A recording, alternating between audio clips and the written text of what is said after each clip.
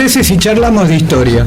¿De Neuquén? Sí, claro. Qué bueno. Entonces hablemos de gente ilustre. Sí, espere, pero también podríamos hablar de gente no tan ilustre. ¿De los que no están en los libros? Sí, y de los que no pudieron escribirlos. ¿De toda la gente que vino a poblar Neuquén? Sí, y de los que ya estaban.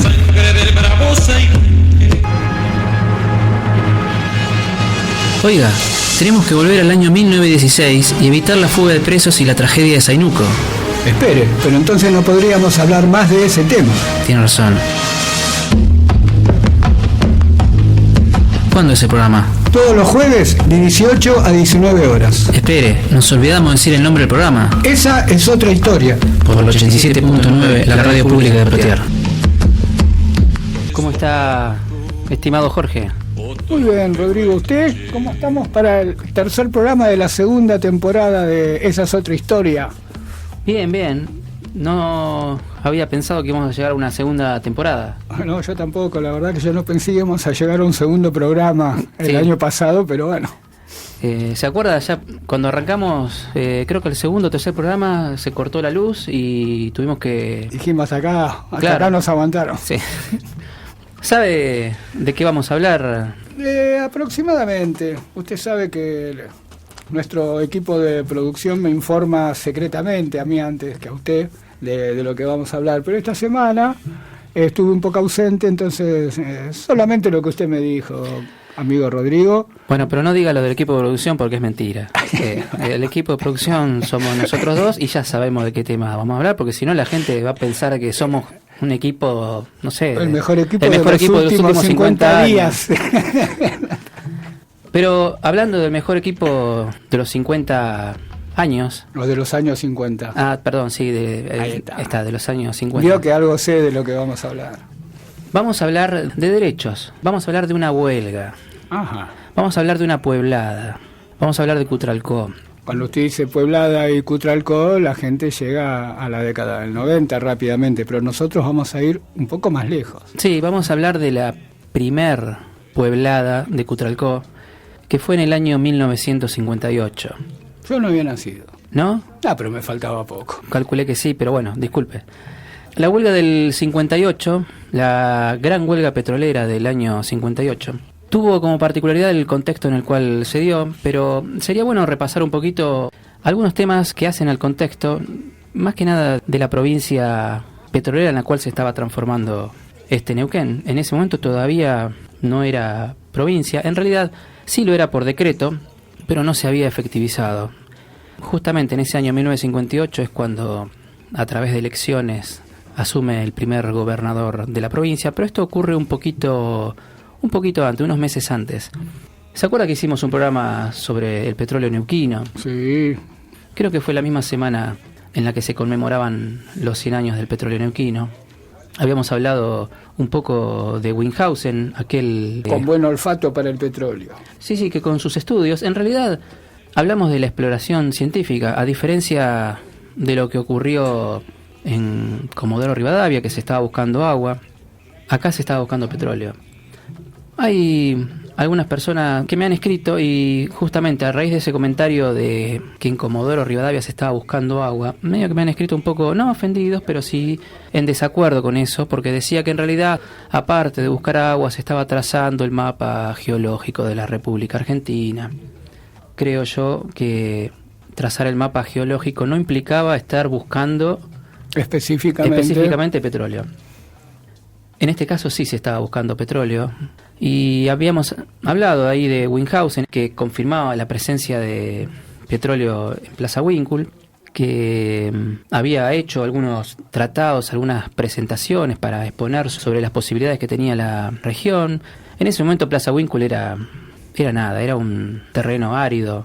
Por allí pasaba el ferrocarril, acuérdese que en 1913, también lo tocamos en algún programa, el ferrocarril llega a Zapala. Pero no había estación. No había estación. La aridez del terreno, la falta de agua, complicaba cualquier asentamiento humano en esa zona. Pero todo cambia con el primer pozo, ahí en 1918, con ese descubrimiento, con ese pozo 1 de Plaza Winkle. Y alrededor del campamento, ese que se fue armando luego de ese descubrimiento, se fue desarrollando una pequeña localidad. Pasó de campamento a pueblo pequeño. Habían hecho una reserva fiscal, un octógono de 5 kilómetros de diámetro. Alrededor de él, o mejor dicho, dentro de él se instalaron las viviendas del personal encargados de la extracción del recurso. Lo que caracterizaba esa primera etapa fue una ausencia total de servicios, que ya en la década del 20 se empezó a subsanar. Con la actividad petrolera llegó el registro civil, llegó la estación del ferrocarril. Había otras empresas que no eran estrictamente la oficial. YPF se funda en 1922. Había otras compañías extranjeras, estaba la Astra, la Standard Oil, la Dodero. Para 1922, donde se funda YPF, la actividad era prometedora, aunque no era comparable con Comodoro Rivadavia, que tenía para esa fecha más de 90 pozos productivos. Ahí en Plaza Winkle, para esa fecha eran muy poquitos. Creo que llegaban a 5 o 6 pozos. Ni hablar de producción. Ahí en Comodoro estaban en 300.000 metros y en cúbicos, y en Plaza Winkle solo 5.000. Aunque se hablaba de las ventajas en cuanto a la calidad, ¿no?, del petróleo que había acá en comparación con el de Comodoro. Bueno, la fundación de YPF estuvo medio asignada también en un contexto mundial de desabastecimiento generado luego del conflicto de la Primera Guerra Mundial. No es que luego de la Primera Guerra Mundial o la Gran Guerra, como se le decía entonces, se acabó el problema, porque el mundo estaba inestable, estaba siempre al borde de una nueva guerra, cosa que ocurrió pocas décadas después. Y el Estado empezó a prestar atención sobre algunos recursos que consideraba estratégicos, como en este caso era el petróleo. Convengamos que si ese año hubo elecciones también a nivel nacional, en el momento del conflicto estaba vigente la mal llamada Revolución Libertadora. Claro, usted se refiere, está hablando ya de... en la época del conflicto. En la época del conflicto, 1958. Pero todavía estamos lejos. Sí, estoy haciendo un raconto para llegar a esa situación, para poder entender el contexto gremial, sindical de la época, cómo se fue desarrollando. Volvamos a esa fecha de 1922 de la creación de YPF. No era extraño que el ejército haya sido comisionado, encargado de tareas de exploración, de explotación, que consideraban patrióticas. Justamente al ser un bien, un valor estratégico el petróleo, era facultad del Estado, de la patria, como les gusta decir a algunos, defender y conservar ese recurso. La asunción de Mosconi al frente de YPF demostró esa tendencia, ese pensamiento. Mosconi le imprimió a la actividad productiva una impronta muy fuerte que provocó el aumento de la capacidad productiva y comercial, especialmente en la zona de Comodoro Rivadavia. Eso hay que decirlo porque era el lugar donde más se producía. Pero trajo un nuevo formato en la relación entre los trabajadores y la empresa, que a la imagen de Mosconi era prácticamente una cruzada patriótica. Entonces el trabajador era una especie de soldado civil. Eso se tradujo un poco en un vínculo que excedía lo laboral y se extendía en la vida cotidiana de los trabajadores. O sea, la empresa, además de conservar la propiedad de la vivienda como si fuera prácticamente un regimiento, ¿no?, se encargaba de la alimentación, de las relaciones familiares, del ocio. Eso le aseguraba una disciplina castrense. Sí, casi inflexible, una rigidez absoluta en el cumplimiento de los deberes y obligaciones de los trabajadores. En compensación, el trabajador recibía una serie de beneficios, contaban con servicio de salud, que para esa época no era poca cosa, educación, proveeduría de alimentos con precios subsidiados, también instalaciones de ocio, instalaciones deportivas.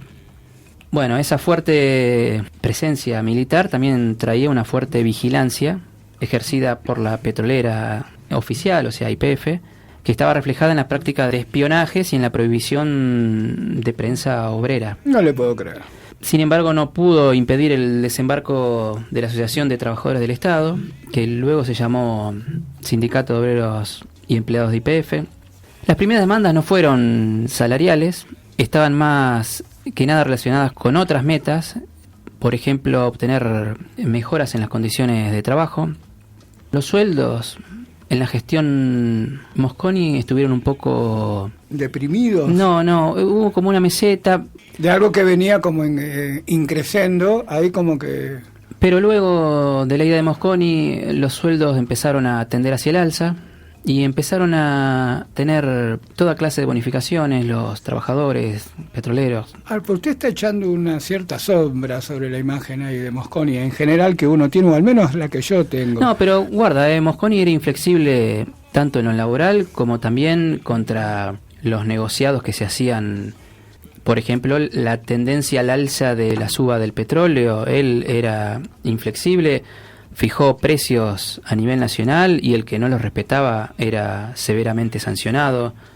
O sea, no es como ahora que hay libre mercado y cada estación de servicio puede decidir. No, claro, pero había como una imagen de cómo, qué precio poner. Él fijaba el precio, obviamente, era responsable en cuanto a ver cuál era el precio que el Estado consideraba que se debía pagar y no permitía que ningún vivo hiciera negocios con un recurso estratégico como era el petróleo. Creo que no sé si lo hemos dicho en aquel programa que hicimos de Plaza Winkle.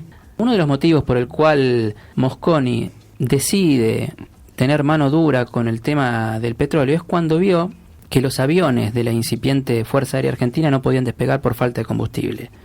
Y no había combustible justamente por los negociados que se hacían, especialmente con el tema del precio, para manejar el precio del petróleo. Como no nos podíamos autoabastecer, el petróleo venía de afuera, había muchos vivos que fijaban los precios y provocaban, por ejemplo, que la Fuerza Aérea no pudiera hacer despegar sus... Claro, pero esa es la parte, digamos, que uno reconoce en Mosconi y todo el trabajo y todo lo que implicó. Pero claro, uno lo tiene como si estuviera ahí en el bronce, ahí arriba. Y esta cuestión de los salarios, convengamos, amigo Rodrigo, que podría decir que ha echado una pequeña sombra sobre este prócer. Sí, pero usted se olvida que hace 2 minutos atrás le dije que los trabajadores obtenían servicios de salud, de educación, proveedurías con precios subsidiados. Vio como me hicieron creer que la palabra subsidio es una mala palabra. Y cuesta pronunciarla. Me cuesta pronunciarla. Sí. Las instalaciones... Usted dice que no solo de pan vive el hombre. Para su época fue de avanzado. Todos los... Sí, no, han logrado aparte, digamos, como que sembró los cimientos, si es que los cimientos se siembran, de lo que durante muchos años fue un estándar alto en el trabajador petrolero, ya sea en salarios y en beneficios, y ni hablar hasta antes de la década, o hasta la década del 90, la cantidad de beneficios que tenía. Pero bueno, no nos apartemos del tema, don Mosconi. Olvidémonos del tema de los salarios, que veo que a usted un poco lo... No, porque ya le digo, tengo esa imagen casi impoluta de don Mosconi y de golpe me dice eso. Digo, ¿cómo? Amesetó los salarios. Está bien, tendría sus razones. Después de Mosconi empezaron a haber también bonificaciones que no existían, por paternidad, por fallecimiento, por antigüedad, por productividad. El mejoramiento de las condiciones de trabajo estuvo en realidad en el centro de las demandas de los trabajadores, más que la reivindicación salarial. También se empezaron a pagar horas extras que antes no eran remuneradas. Otro de los reclamos constantes era el de la ropa de trabajo. Faltaban tal vez regímenes de licencia, por eso fueron los que motorizaron los primeros reclamos gremiales, que en realidad tuvieron como experiencia piloto la huelga de 1949 en el gobierno peronista, que en esa oportunidad cerca de 2.000 obreros detuvieron la producción petrolera por 2 semanas, estamos hablando en todo el país, hasta que con la intervención de Eva Perón los trabajadores lograron una respuesta favorable a sus reivindicaciones. Sin embargo, justamente el peronismo fue una especie de fractura para las organizaciones de trabajadores petroleros, porque la conducción histórica era de extracción radical, socialista y comunista, y mantuvieron cierta distancia con el peronismo, especialmente con la figura de Perón. Lo llamaban los perros rojos, era el apodo que se le ponía. Por contrapartida, los adversarios, las organizaciones sindicales afines al peronismo, eran denominados gatos negros y estaban más alineados con la política oficial de ese momento. Se fueron sumando muchos trabajadores a esa estrategia peronista de creación de sindicatos afines, y ahí es donde nace un sindicato emblema de la Argentina, que es el SUPE. Y bueno, al principio las dos organizaciones, la llamémosle oficialista y la que mantenía distancia con el gobierno oficial, convivieron, pero hubo persecución de dirigentes de los denominados perros rojos, y el peronismo demostró poca predisposición para dialogar con la antigua organización sindical. Más allá de las diferencias gremiales, la comarca petrolera, como se le denomina a la zona de Cutralcó y Plaza Huíncul, contaba con una densa trama de relaciones sociales que al momento de la huelga se pusieron todas en acción. Solo faltaba algún detonante, que fue la Revolución Libertadora. La Revolución Libertadora truncó la experiencia peronista y terminó implementando medidas que volvían hacia atrás en el tiempo en cuanto a los derechos de los trabajadores. Algunas palabras le van a sonar, por ejemplo, congelamiento salarial, devaluación, la eliminación de los subsidios de los artículos de primera necesidad. Hasta ahora me nombra 3 cosas que por suerte solo están en el pasado. Tuvimos que buscar en los libros de historia y en Wikipedia a ver qué significaban, porque no entendíamos. De subsidios, congelamiento salarial, devaluación, me dijo. Sí. Muy bien. Provocó una distribución regresiva del ingreso, y ahora hablando en serio, siempre esas medidas provocan eso. Esos cambios repercutieron un poco en la economía neuquina. El territorio argentino, el territorio nacional, iniciaba entonces su experiencia post-peronista con una fuerte caída de la inversión, una menor demanda laboral, se perdían fuentes de trabajo a diario, por supuesto. Entonces se empezó a hacer sentir la desocupación, los precios, como dijimos, comenzaban una escalada que no parecía tener fin, o sea, se provocó un proceso inflacionario. Usted me sigue nombrando cosas de aquel pasado lejano. Sí, eso fue lo que provocó la famosa Revolución Libertadora. O sea, sí, después sí, después por suerte nunca más esas cosas se han dado en nuestro país. No, o sea, y mucho menos hoy. Hubo un gobierno peronista que estuvo 10 años. Uh-huh. Sacan ese gobierno peronista, viene un gobierno que promete el cambio y provocó todo eso. Eso fue lo que pasó en el año entre el 55 y el 58. Fueron 3 años. Después hubieron elecciones. Ahora vamos a contar un poquito lo que pasó, porque ya estamos acercándonos a las puertas de 1958. A las puertas de 1958, pero justamente ahí, antes de entrar a hacer este programa, una persona me dijo: está bueno que cuenten historias, así no volvemos a repetir el pasado. Sí, yo estaba pensando justamente en esa conversación tenida hace muy poco. Y hace unos minutos atrás, ¿no? Yo, así en tono amistoso, le digo, bueno, no solo no repetir el pasado, sino hacer bien las cosas que se hicieron en el pasado.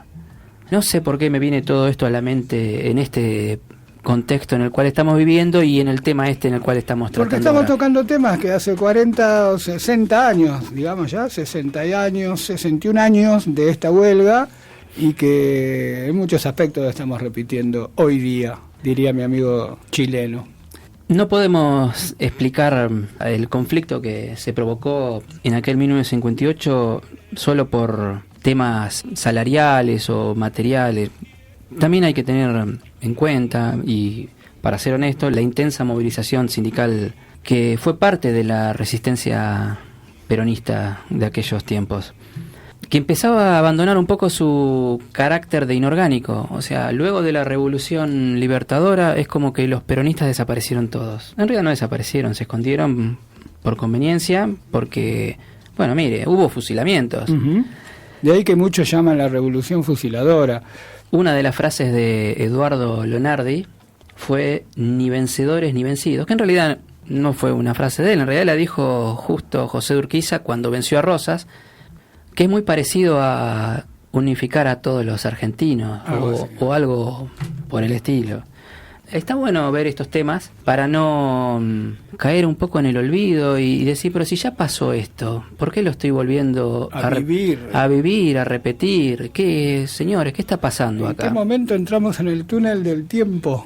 Vamos a hacer una pausa y vamos a entrar de lleno, ahora que más o menos dimos todo el contexto de la parte nacional, la parte gremial, cómo fue avanzando. En este mínimo resumen que tuvimos que hacer en 10 minutos, vamos a entrar de lleno en el conflicto del año 1958, de la trama, de las relaciones sociales que se desplegaron, que emergieron, la solidaridad. Bueno, la verdad, para quien habla, esto toma carácter épico si tenemos en cuenta situaciones que ahora estamos viviendo.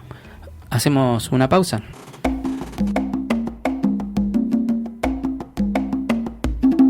Me despierto con la mirada fija. Todos los jueves de 18 a 19 horas. Esa es otra historia. Por 87.9, la radio pública de Plotear. Pienso en lo que viene y el pecho se me agita. Hoy estoy convencido, cual ave amenazada, defiendo mi nido. Las malas decisiones y la corrupción llevaron a que hoy ejerzamos presión y es mucha la tensión.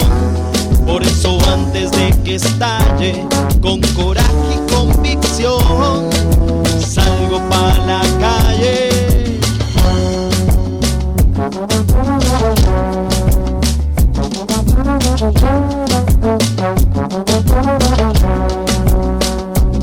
El movimiento aún agarra impulso, con empuje y fuerza evitamos el abuso. Llegó el momento, tiene que ser ahora. Esta lucha es del pueblo, puño arriba y que se oiga.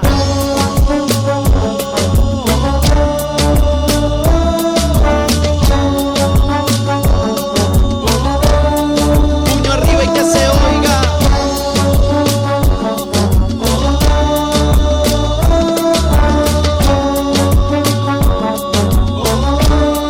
Puño arriba y que se oiga.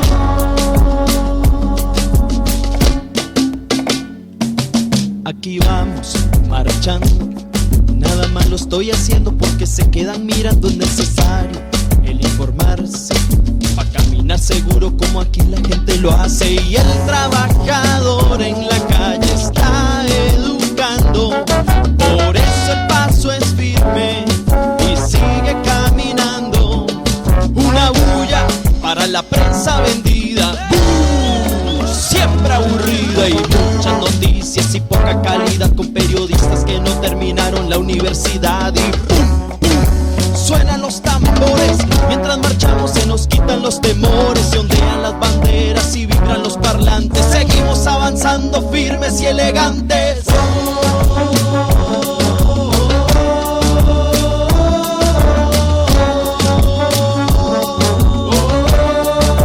Firmes y elegantes.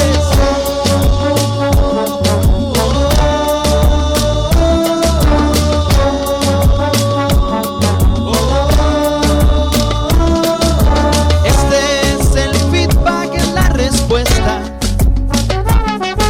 a tanta política añeja que jode y apesta.